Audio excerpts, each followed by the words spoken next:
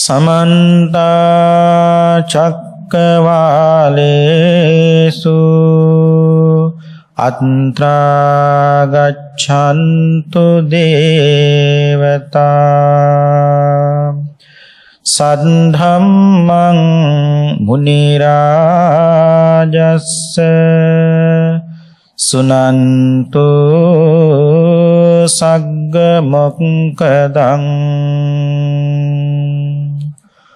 धम्मश्रवण कालो अयं बदन्ता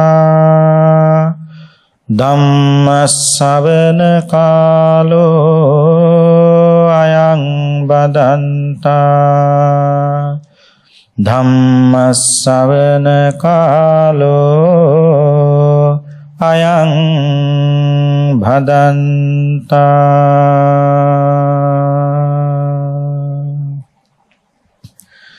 नमो तस्स भगवतो अरहतो सम्मा सम्बुद्धस्स नमो तस्स भगवतो अरहतो सम्मा सम्बुद्धस्स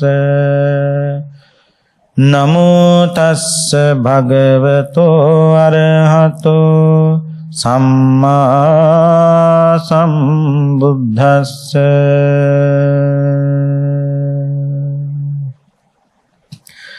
पंचमे आहुसो आगात पटिविनयो यत्त भिक्खुनो उपपन्नो आगातो सब्बसो पटिविनेतम्बो खतमे पंच इधाउसो एकंचो पुंगलो अपरिशुद्ध काय समाचारो होति परिशुद्ध वची समाचारो एव रूपे पियाउसो पुंगला आगातो पटिविनेतम्बोति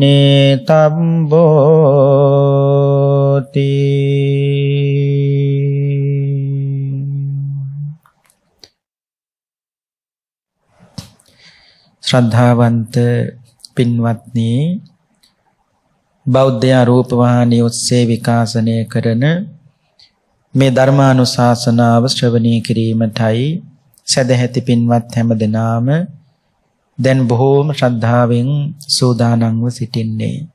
අද අපේ ධර්ම දේශනාවෙහි දායකත්වයේ බාරගෙන කටයුතු කරන්නේ ඌවතැන්නේ විජිතසිරි නිවසේ පදිංචි ඩී.එම්. සීලවතී මණිකේ මෞතුමියත් ඒ වගේම බොරලන්දේ පදිංචි W.M.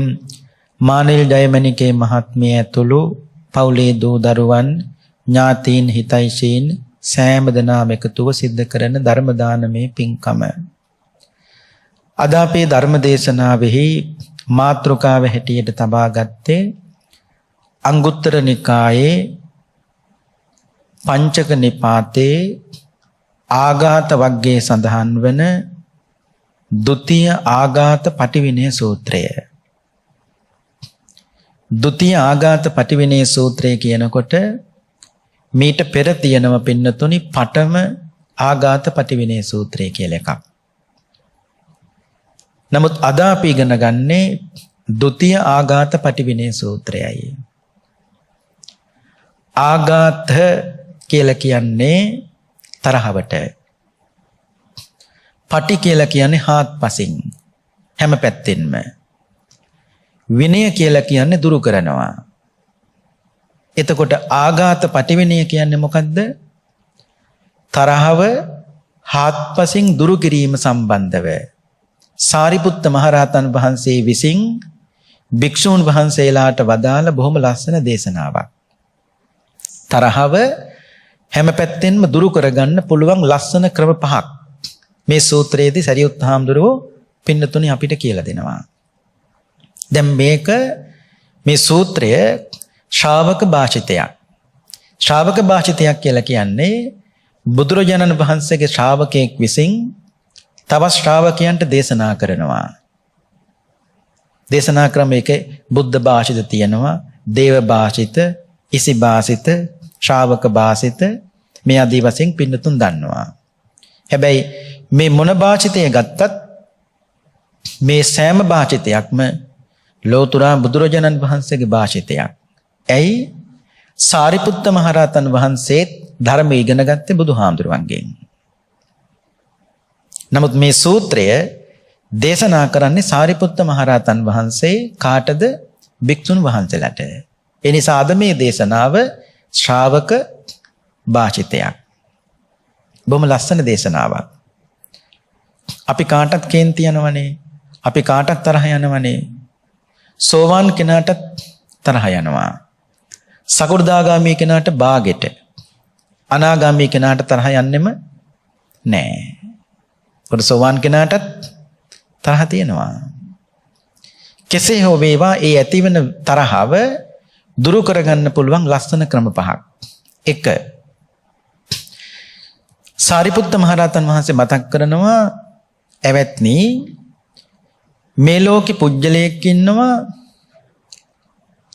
එයාට තියෙන්නේ අපිරිසිදු කාය සමාචාර. සමාචාර කියන්නේ පින්නතුනි හැසිරීම. ඒ කියන්නේ ඒ පුජ්‍යලයාගේ කය හැසිරීම කොහෙත්ම හොඳ නෑ. අපි හිතමුකෝ සත්තු මරනවා, හොරකම් කරනවා, වැරදි කාම සේවනයත් කරනවා. ඒ වුණාට ඒ ඇත්තගේ තියෙනවා පිරිසිදු මොන සමාචාරද? වාක් සමාචාර. අපිරිසිදු කාය සමාචාර, පිරිසිදු වාක් සමාචාර. කය අපිරිසිදු වුණාට ඒ ඇත්තගේ කතා කරන වචන හරි පිරිසිදුයි, පිළිවෙලයි, පැහැදිලි. අනුන් නිවන්න පුළුවන් තරමට කතා කරන්න පුළුවන්. එබඳු කෙනා කෙරෙහි ඇවැත්ති නුඹලාට වෛරයක් ඇති වෙනව නම් හිතන්න ඕනේ මොන පැත්තද? මේ ඇත්තගේ අපිරිසිදු කාය සමාචාර තිබුණට වචී සමාචාර හොඳයිනේ කියලා හිතලා ඇති වෙන වෛරයක් තියෙනව නම් ඒක දුරු කරගන්න. කොච්චර ලස්සනයිද? මිනිස්සු මේ ලෝකේ එක පැත්තක් නරක් වුණාම අනිත් හැම පැත්තක්ම නරක් වෙන්නේ නැහැ පින්වත්නි. ඒ මිනිස්සෙක් කොයි හරි හොඳ පැත්තක් තියෙනවනේ. අන්නේ හොඳ පැත්ත මෙනෙහි කරන්න. එතකොට ඇති වෙන වෛරයක් තියෙනවා නම් ඒක දුරු කරගන්න පුළුවන්. වෛරය කියන එක දිගින් දිගට යන්න පුළුවන් පින්වත්නි. සතුරෙකුට කරන අපරාධයට වඩා වරදවා පිහිටවාගත්තු සිත ඊට වඩා නපුරක් කරනවා. නතං මාතා පිතා කෛරා අඤ්ඤේ වාපච ඥාතකා. මේ හිත හදාගන්න අම්මා උදව් කරන්නේ නැහැ. පිතා මේ හිත හදාගන්න තාත්තා උදව් කරන්නෙත් නැහැ. අඤ්ඤේ වාපච ඥාතකා. මේ හිත හදාගන්න ඥාතීන් උදව් කරන්නෙත් නැහැ. එහෙනම් මේ හිත හදාගන්න ඕනේ කවුද? අපිමයි. තේරුම් ගන්න ඕනේ සතුරෙකුට කරන අපරාධයට වඩා වරදවා පිහිටවාගත්තු සිත නැත්නම් තරහව වෛරය එකකින් ඉවර වෙන්නේ නැහැ ඒක. ඒ මතකනේ ඉතින් දේවදත්තල ඒ සාමින් වහන්සලා වගේ දිගින් දිගට වෛරය ආවනේ. එතකොට බුදුහාමුදුරුවොත් එක්ක වෛරය බැඳ එදාද? නෑ. සෑහෙන කාලයක් තිස්සේ ආපු වෛරයක්. නමුත් තමන්ගේ නංගිව අරගෙන ගියා කියලා තමයි එදා ඉඳලා පින්නතුනි වෛර බඳින්න පටන් ගත්තේ. පරණ වෛරයත් එතකොට මතු වෙලා ආවා. ඔන්න දැන් මතක තියාගන්න, වෛරයක් ඇති වෙනව නම් කෙනෙකුට දුරු කරගන්න පුළුවන් එක ක්‍රමයක් තමයි කාය සමාචාර අපිරිසුදු වෙන්න පුළුවන්. ඒ ඇත්තගේ වචී සමාචාර හොඳයි කියලා හිතලා ඇති වෙන වෛරය දුරු කරගන්න. ඔක එක. දෙක, තව කෙනෙක් ඉන්නවා අපිරිසිදු වාක් සමාචාර, පිරිසිදු කාය සමාචාර. ඒ ඇත්ත කතා කළොත් කතා කරන්නේ අසභ්‍ය වචනයක්මයි, කේලම් වචනයක්මයි, හිස් වචනයක්මයි, පරුස වචනයක්මයි, අල්ලාපයක් සල්ලාපයක්මයි. කට ඇරියොත්. නමුත් ඒ ඇත්තගේ මොනවද හොඳ? කාය සමාචාර පැත්ත හොඳයි. සමාචාර කියන්නේ මොකද්ද?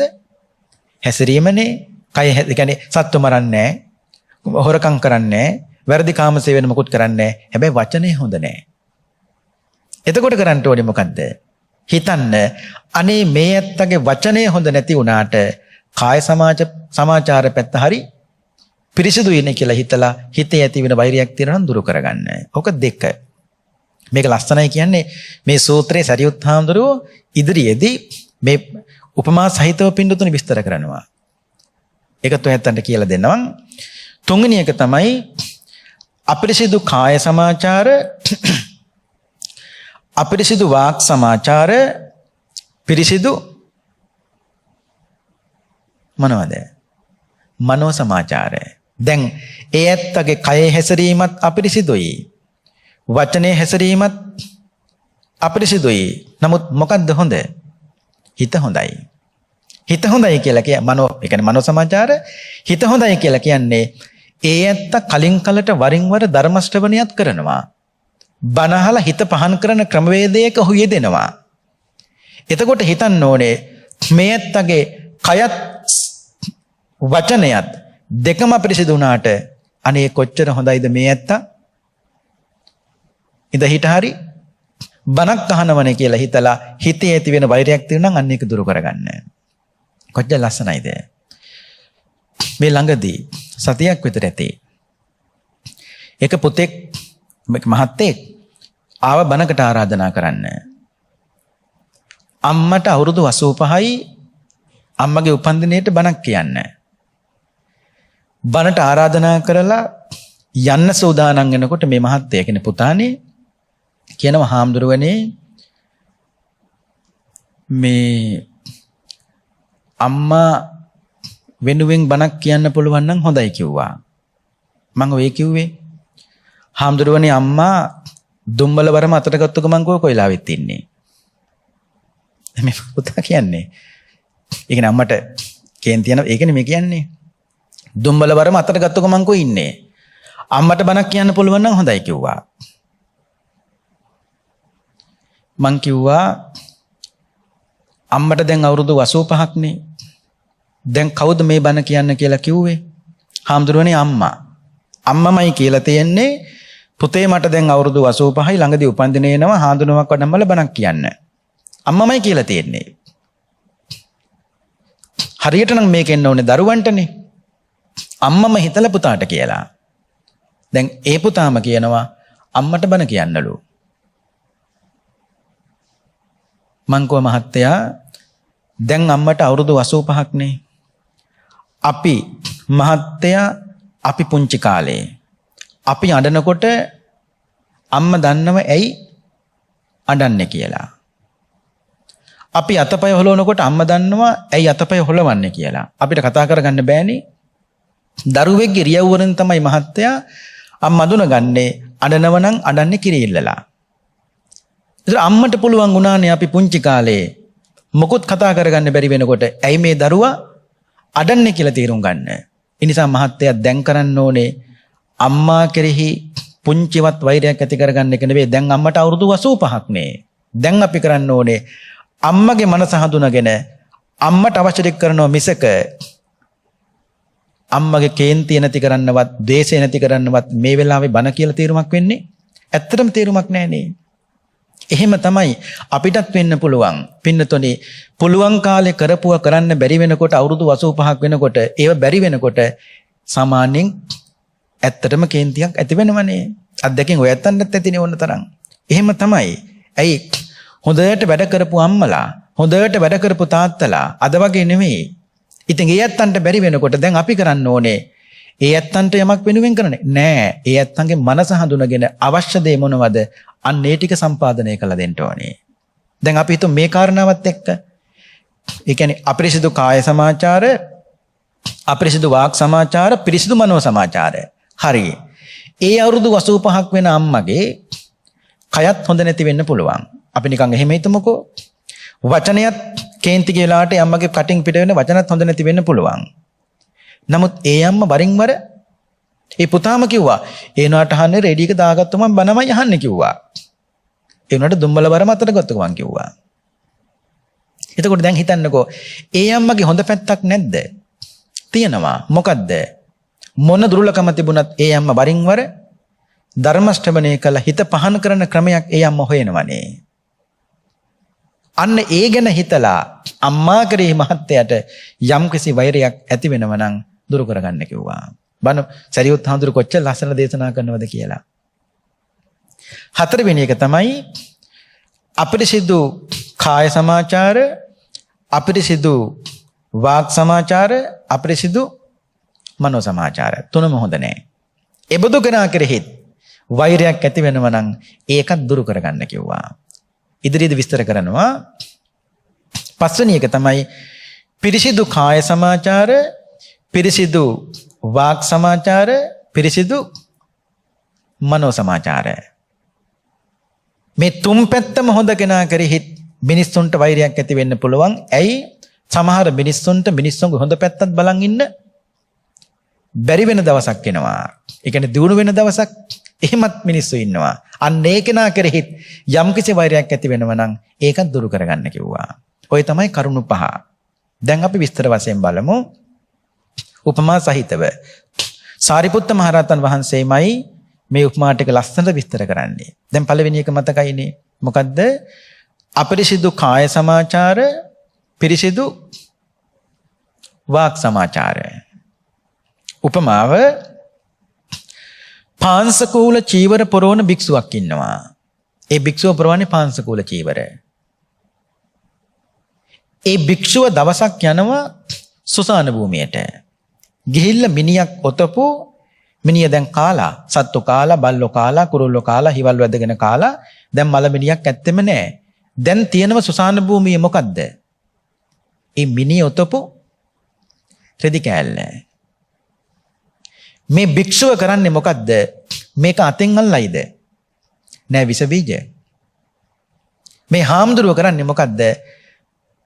දකුණු පයින් රෙදි කෑල්ල පාක් ගන්නවා. වම් පයේ මාපටැඟිල්ලෙන් රෙදි කෑල්ල එහාට මෙහාට ගසනවා. මේ ගසගස බලන්නේ මොකද්ද?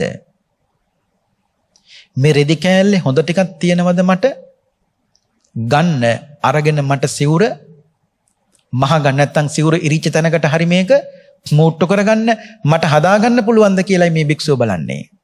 කොච්චර ලස්සනයිද?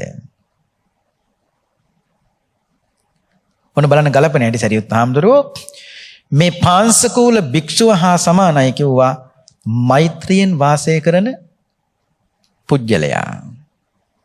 පාංශකූල භික්ෂුව හා සමානයි කිව්වා මෛත්‍රියෙන් වාසය කරන පුජ්‍යලන්. පටලවා ගන්න එපා.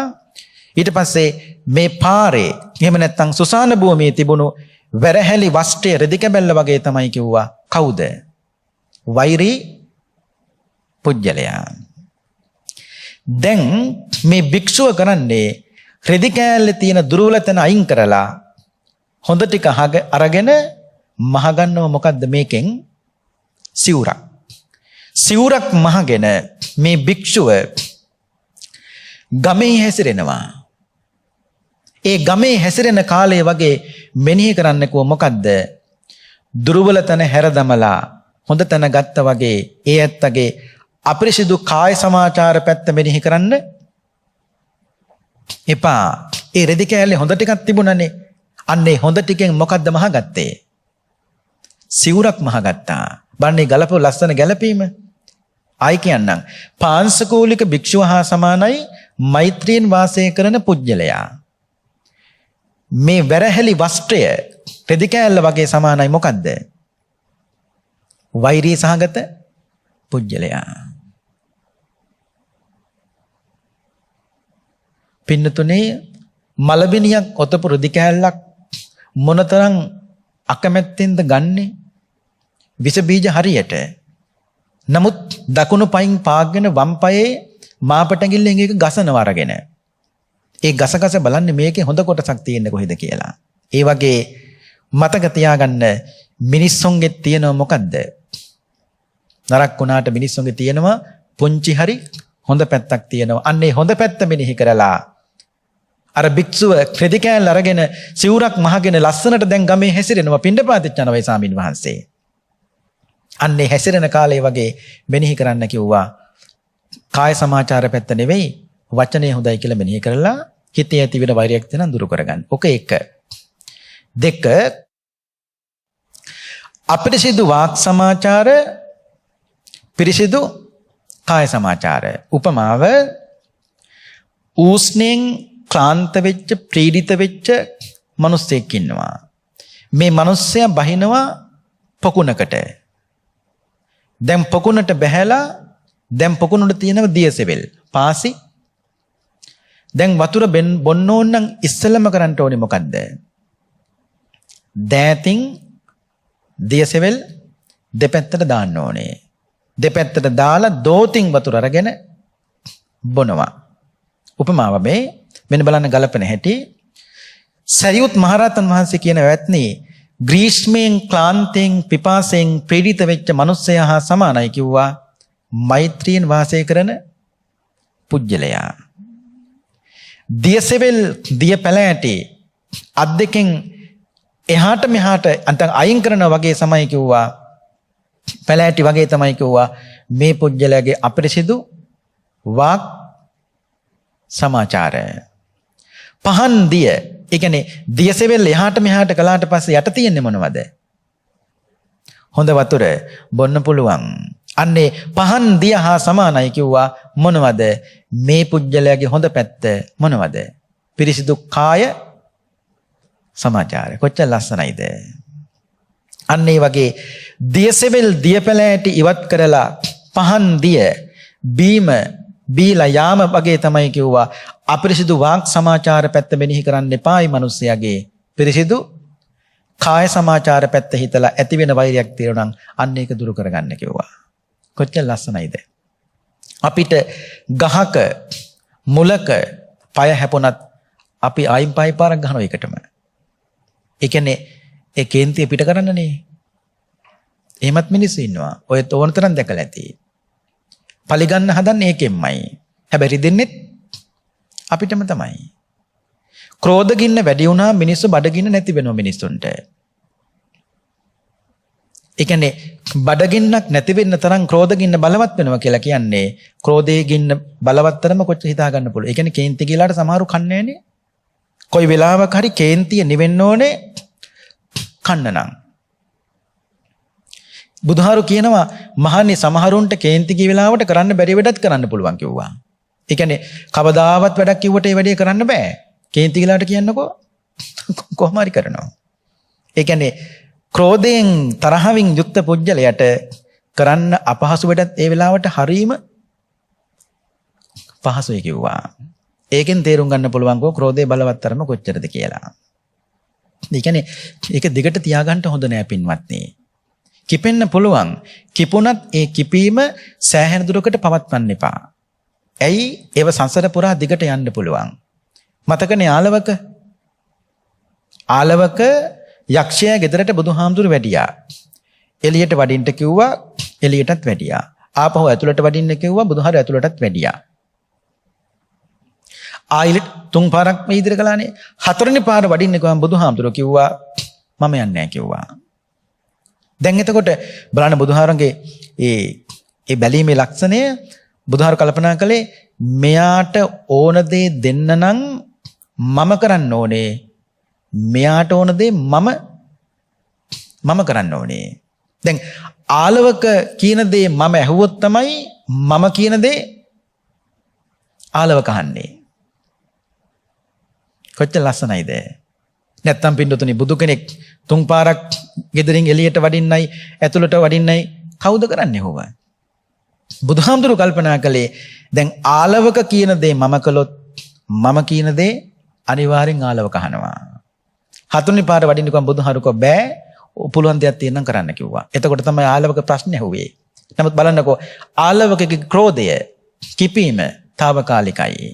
නමුත් ආලවක ඒ ක්‍රෝධය සෑහෙන කාලයක් පැවැත්තුවේ නෑ. කොච්චර ලස්සනයිද?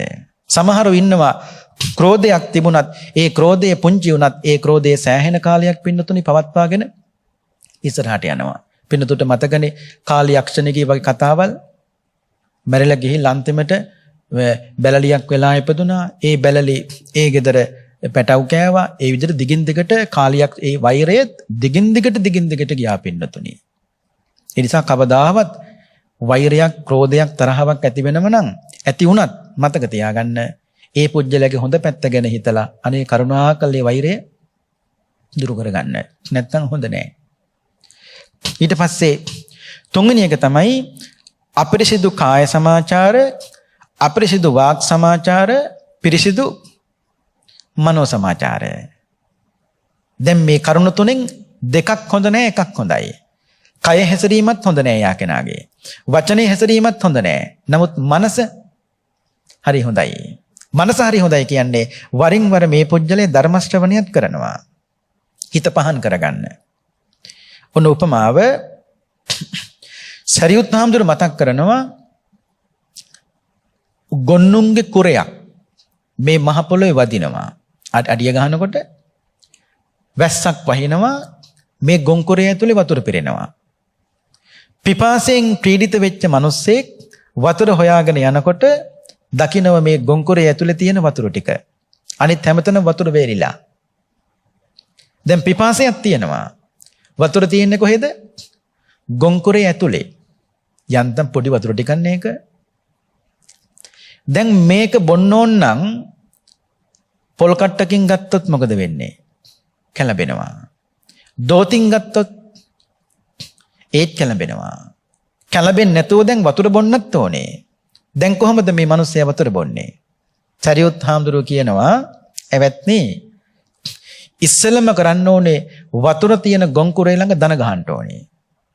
දන ගහලා අත් දෙක කොන්දට තියාගන්න ඕනේ. මෙතන කියනවා ගවයෙක් වගේ යන්තම් ඔළුව පාත් කරලා අර ගොන් කුරේ ළඟට ගිහිල්ලා කට තියලා බිව්වොත් තමයි කිව්වා කැළඹෙන්නේ නැතුව වතුර ටික බොන්න පුළුවන්. පිපාසය සංසිඳව ගන්න පුළුවන්. මෙන්න ගලපනවා දැන් ග්‍රීස්මෙන් පීඩිත වෙච්ච පුජ්‍යලයා හා සමානයි කිව්වා මෛත්‍රියෙන් වාසය කරන පුජ්‍යලයා. මේ ගවයාගේ තියෙනවනේ පියසටහනක්. ඒ පියසටහන සමානයි කිව්ව මොකද්ද? කවුද? වෛරී සහගත පුජ්‍යලයා. ලස්සනයි උපමාව. දැන් වතුර බොන්නත් ඕනේ. තියෙන්නේත් වතුර ටිකයි. ඉතින් තියෙන වතුර ටික හරි මේ මිනිස්සයා බොන්න එපාය. ඒ ගවයාගේ පියසටහන ඇතුලේ තියෙන වතුර ටික හා පියසටහන සමානයි වෛරී පුජ්‍යලයා. මේ ගව පියසටහන ඇතුලේ තියෙන පින්නතුනි ජලය බොහොම සල්පයක්. ඒ වගේ තමයි කිව්වා මේ පුජ්‍යලයාගේ ඇතුළත තියෙනව පින්නතුනි මද වූ ගුණයක්. මද වූ ගුණයක් තියෙනවා. අන්න එතකොට හතරට ගුලි වෙලා ගවයෙක් වගේ වතුර බීලා යනෝ වගේ මෙනෙහි කරන්න කිව්වා. මොකද්ද? ඒ පුජ්‍යලයාගේ කාය සමාචාර පැත්ත මෙනෙහි කරන්නත්, අපිරිසිදු කාය සමාචාර පැත්ත මෙනෙහි කරන්නත් එපා. අපිරිසිදු වාක් සමාචාර පැත්ත මෙනෙහි කරන්නත් එපා. කලින් කල ධර්ම ශ්‍රවණය කරලා ඒ ඇත්තා හිතේ ප්‍රමුදිතභාවයක් ඇති කරගන්නවා.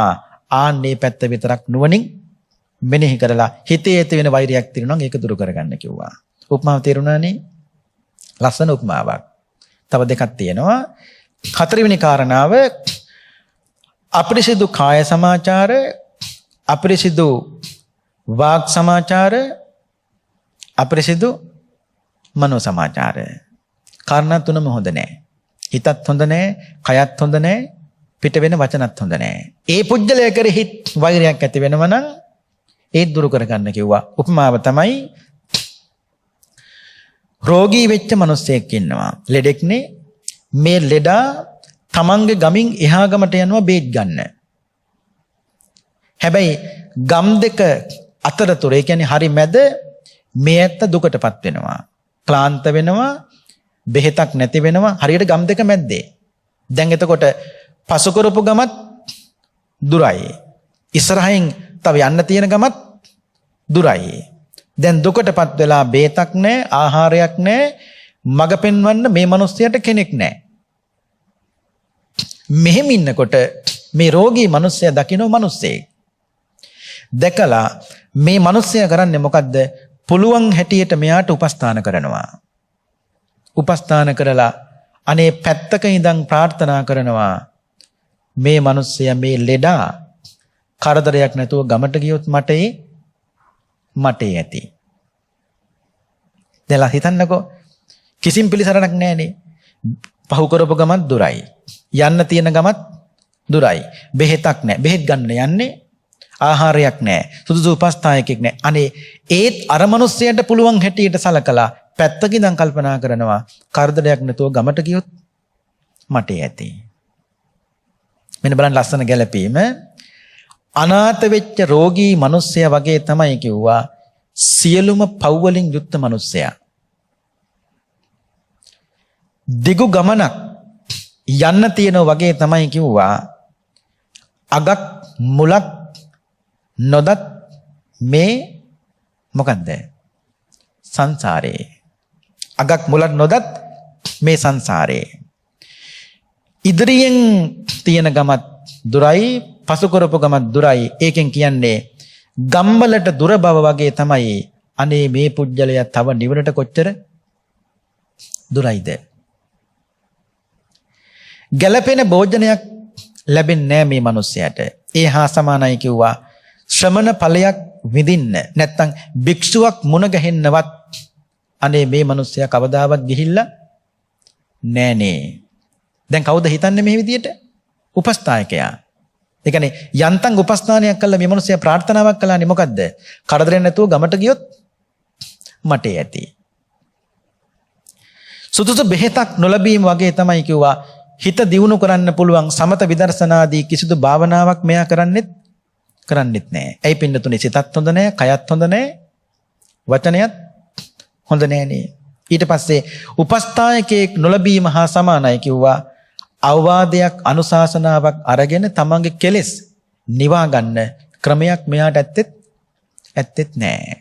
අන්තිමට කියනවා මේ මිනිස්සයාට හරියට මඟ කියා දෙන්න කෙනෙක් නැතුව වගේ තමයි නිවනට පමුණුවන තථාගත හෝ තථාගත ශ්‍රාවකයෙක් මෙයාට ලැබෙන්නෙත් නැහැ. එබඳු කෙනා කෙරෙහි වෛරයක් ඇති වෙනවා නම් ඒකත් දුරු කරගන්න. ලස්සනයිනේ. ඒ කියන්නේ කොයි පැත්තත් හොඳ නැති වුණත් මේ කියන්නේ මොකද්ද?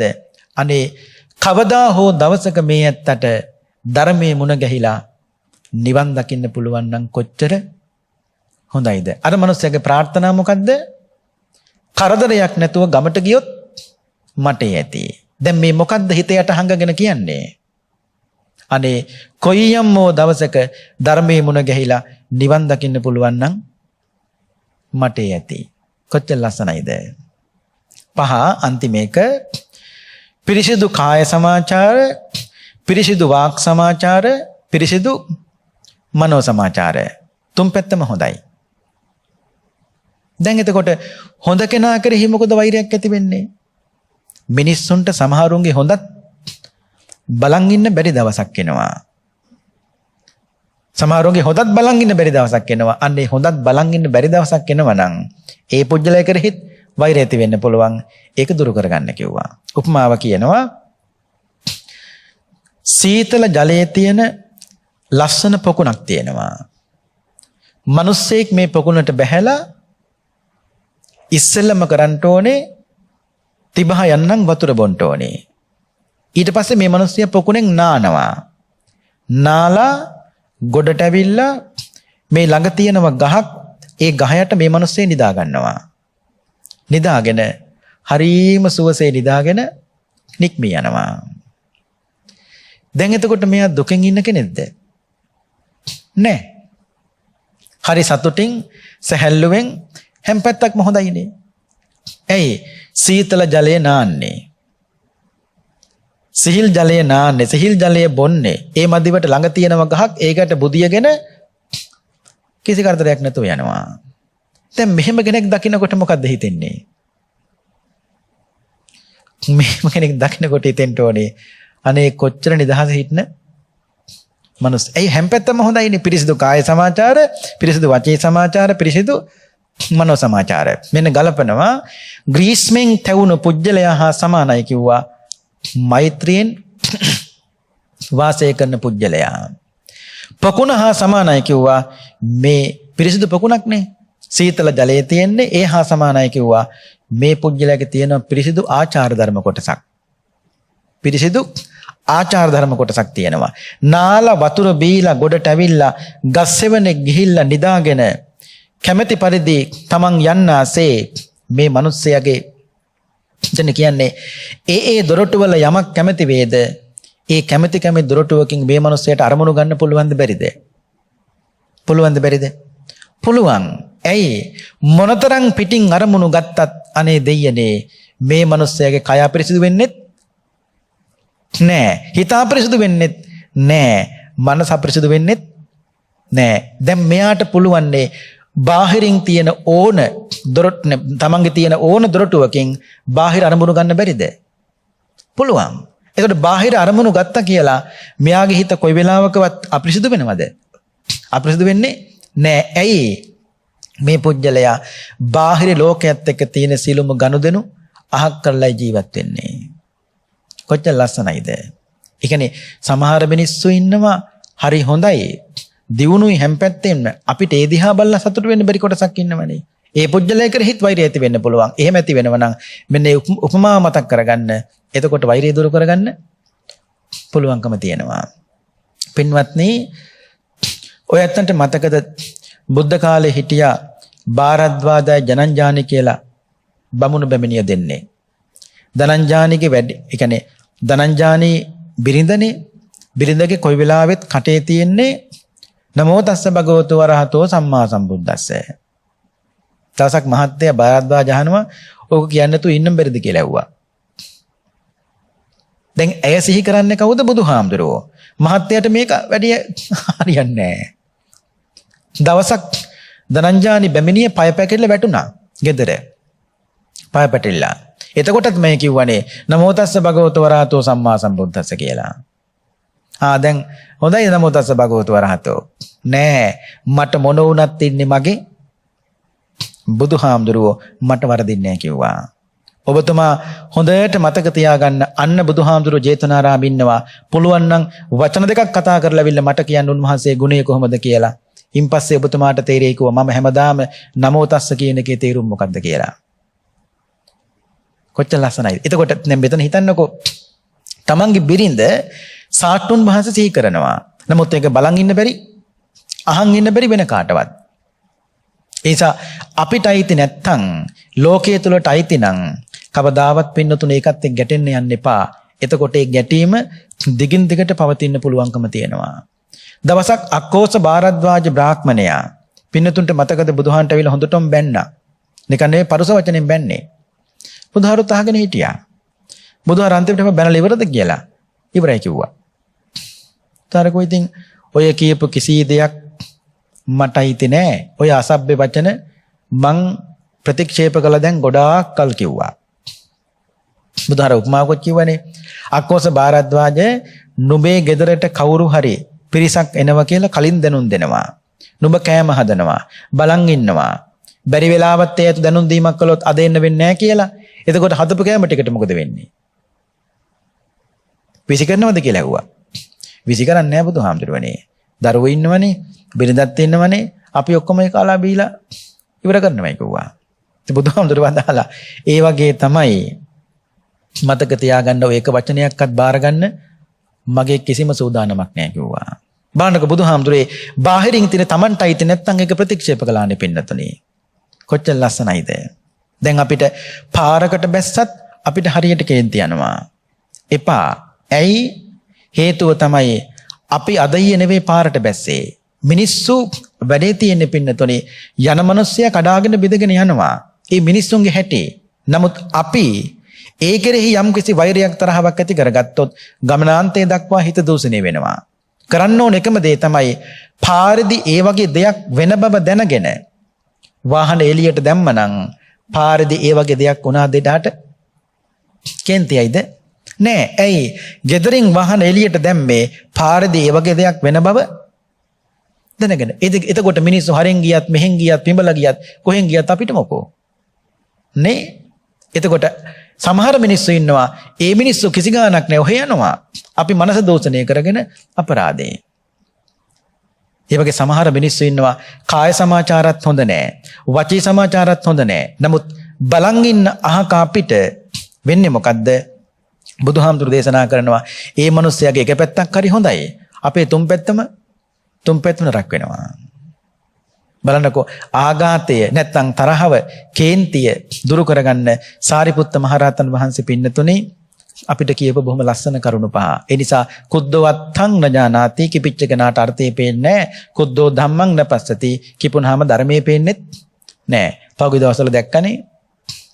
ඒ කියන්නේ කේන්තිය, ද්වේෂය, තරහව පාලනය කරගන්න බැරි වෙච්ච තැන සිද්ධ වෙන්නේ Tamanට විතරක් හානිය නෙමෙයි. රටටත් හානි වෙන්න පුළුවන්. ඒ බඳු තැන්වලට ගිහිල්ලා වාඩි වෙන්න ඕනේ කේන්තියක්, ද්වේෂයක් පාලනය කරන්න පුළුවන් ඇත්තෝ. එහෙම පුළුවන්කමක් බැරි ඇත්තෝ, පුළුවන්කමක් නැති ඇත්තෝ කවදාවත් ඒක තැන්වලට යන්න හොඳ නැහැ. එහෙම ගියාම තමන් විතරක් විනාශ නම් කමක් නැහැනේ. තව බොහෝ පිරිසක් විනාශ වෙනවා. අතීතේ ඕනේ වර්තමානයේ මේ සතියක් දෙකක් ඇතුළත දැකපු දේවල් ටික හොඳටම ඇති. ඒව තේරුම් ගන්න. ඒ කියන්නේ ශනික ක්‍රෝධය, ශනික කෝපය, තරහව, වෛරය. මේ සුළු මොහොතක් ඉවසන්න බැරි කම. කොච්චර දේවල් ඒ තුලින් නැති වුණාද පින්නතුනේ. නේ? එතකොට තේරුම් ගන්නකෝ හිතන්න තිබුණනේ මේ මිනිස්සයාගේ එක පැත්තක් හොඳයිනේ කියලා. මේ සරියුත් මහරහතන් වහන්සේ කියපු විදිහට ඒ පැත්ත ගැන හිතලා ඇති වෙන වෛරයක් තන දුරු කරගන්න පුළුවන් නේ. ඒ සම්මීට වඩා යමක් කියන්න වෙලාව නෙවෙයි. අද අපි ඉගෙන ගත්තේ අංගුත්තර නිකායේ පංචක නිපාතේ ဒုတိ ය ආඝාත පටිවිනය සූත්‍රය. ආඝාත කියන්නේ තරහා, පටි කියලා කියන්නේ හාත්පසින්, විනය කියලා කියන්නේ දුරු කරනවා. ආඝාත පටිවිනය කියන්නේ තරහව හාත්පසින් දුරු කරන ලස්සන ක්‍රමවේද පහක් සාරිපුත්ත මහරහතන් වහන්සේ අපිට කියලා දුන්නා. එකපාර නැති කරන්න බෑ. ක්‍රමක්‍රමයෙන් නැවත නැවත දේශනාව අහලා හිතේ ඇති වෙන යම් කිසි වෛරයක් තියෙනම් ඒ පුජ්‍යලගේ හොඳ පැත්ත ගැන හිතලා ඒක දුරු කරගන්න උත්සාහවන්ත වෙන්න. ඒ සඳහා මේ දේශනාව ආශිර්වාදයක් බවට පත් වේවා. ධර්ම ශ්‍රවණය කළ ලක්වැසි ලෝවැසි හැමදෙනාටම චතුරාර්ය සත්‍ය ධර්මය අවබෝධය තුළින් සුඛ සහගත ප්‍රතිපදාවෙන් නිවන් අවබෝධ වේවායි සාදු කියලා ප්‍රාර්ථනා කරන්න. අද අපේ ධර්ම දේශනාවෙහි දායකත්වයේ බාරගෙන කටයුතු කළේ ඌවතන්නේ විජිතසිරි නිවසේ පදිංචි ඩී.එම්.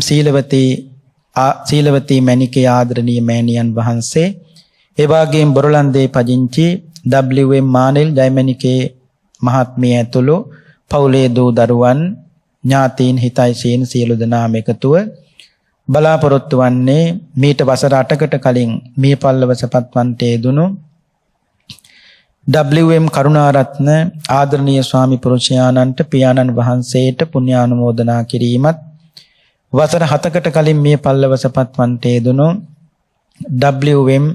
වීරසුන්දර ආදරණීය බෑණනුවන්ට පින් අනුමෝදන් කිරීමත්, D.M. ගුණරත්න මණිකේ මෞතුමිය ඇතුළු මියගිය සහෝදරයන් D.M. බණ්ඩාර මණිකේ, ඒ වගේම D.M. පොඩි මණිකේ කියන මේ නම් සඳහන් කරන්නට යෙදුණු සෑම සියලු දෙනාට මේ පින් අනුමෝදන් වේවා. සංසාර දුක් කෙලවර උතුම් අමාමහ නිවනින්ම නිවේසන සෙත්වායි සාදු කියලා පින් අනුමෝදන් කරන්න. ඒ වගේම D.M. සීලවතී මණිකේ මෞතුමගේ උපන්දිනය මැයි මාසේ 30 වන දිනට යෙදී තිබෙනවා. ඒ මෑණියන් වහන්සේටත්, ඒ වගේම සීලා වීරකෝන් මහත්මියට සහ කුමාරි විජේවර්ධන ඒ යුවලටත්, ඒ වගේම W.M. කළුබණ්ඩා මහත්මයා, M.T.H. චන්ද්‍රිකා, පුෂ්පා, ඒ වගේම H.M. ජයතුංග මහත්මයා ඇතුළු පවුලේ පින්වත් හැමදෙනාටමත්, W.M. Kolitha Bandara, W.M. Piyatissa Bandara, W.M. විජිත බණ්ඩාර, M.M. පත්මා සිරියලතා, W.B.M. වීරසිංහ යන දරුවන් ඇතුළු සියලු දෙනාටමත්, D.M. දයාවතී මණිකේ මහත්මියට දිගාශ්‍රය සම්පත් ප්‍රාර්ථනා කිරීමත්, හිරුනි, නිපුනි, තුෂාරා, නාමලේ, මහේෂි, චින්තන, දිනුක, මුණුබුරු මිනිබිරියන්ට සෙත් ප්‍රාර්ථනා කිරීමටත්, නෙතුම්, නෙත්සර, යනුලි බණ්ඩාර, මී මුණුබුරු මිනිබිරියන්ට සෙත් ප්‍රාර්ථනා කිරීමටත්, විදේශගතව සිටින නාරද පුතුණුවන්ටත්, යුද හමුදාවේ සේවයේ නියුතු එරන්ද පුතුණුවන්ටත් වෙළඳ ව්‍යාපාරික සාගර පුතුණුවන්ටත් හසිත පුතුණුවන්ටත් ඒ කරන කියන සියලුම කටයුතු ਸਰව ප්‍රකාරයෙන් සාර්ථක වේවා. අසනීපයක් එඩක් දුකක් කරදරයක් නැතුව සුවසේ සියලු කටයුතු සම්පූර්ණ කරගන්න රත්නත්‍රේහි ආශිර්වාදේ ලැබේවායි සාදු කියලා ප්‍රාර්ථනා කරන්න. අපවත් වී වදාළ දරණාගම කුසල ධම්මනායක ස්වාමීන්ද්‍රයන්න් වහන්සේ ප්‍රාර්ථනා කළා වූ බෝධියකින් අමා මහ නිවනින් සැනසේවායි සාදු කියලා ප්‍රාර්ථනා කරන්න. අපේ ගරු කටයුතු බොරලන්දේ වජිරඥාන ස්වාමීන්ද්‍රයන්න් වහන්සේ ඇතුළු බෞද්ධ නාලිකාවේ සමස්ත කාර්ය මණ්ඩලයේ සියලු දෙනාටම සත්කාරයන් හොඳට සිද්ධ කරගන්නට අවශ්‍ය කායික ශක්තිය ලැබේවා. දිගාසරි සම්පත්තියම ලැබේවායි සාදු කියලා ප්‍රාර්ථනා කරන්න. මේ වසංගත රෝගී තත්ත්වයෙන් පීඩා විඳින සෑම සියලු දෙනාටමත් අසනීපෙන් පසුවන සියලු දෙනාටම ඉක්මන් සුවපත් භාවයේ ලැබේවා. ලක්වැසි ලෝවැසි හැම දෙනාටම චතුරාර්ය සත්‍ය ධර්මය අවබෝධයේ තුලින් සුඛ සහගත ප්‍රතිපදාවෙන් නිවන් අවබෝධය පිණිස මේ කුසල් හේතු වාසනාම වේවායි සාදු කියලා නිවන් ප්‍රාර්ථනා කරන්න. ඒ ප්‍රාර්ථනාවත් ඇතිව අපි දෙවියන්ට පින් අනුමෝදන් කරමු. ආකාසට්ඨා ච බුම්මට්ඨා දේවානාගා මහිද්దికා පුඤ්ඤන්තං අනුමෝදිත්වා චිරං රක්칸තු ශාසනං. ආකාසට්ඨා ච බුම්මට්ඨා දේවානාගා මහිද්దికා පුඤ්ඤන්තං අනුමෝදිත්වා චිරං රක්칸තු දේශනං. ආකාසට්ඨා ච බුම්මට්ඨා දේවානාගා මහිද්దికා පුඤ්ඤන්තං අනුමෝදිත්වා චිරං රක්ඛන්තු ත්වං සදා. සාදු සාදු සාදු.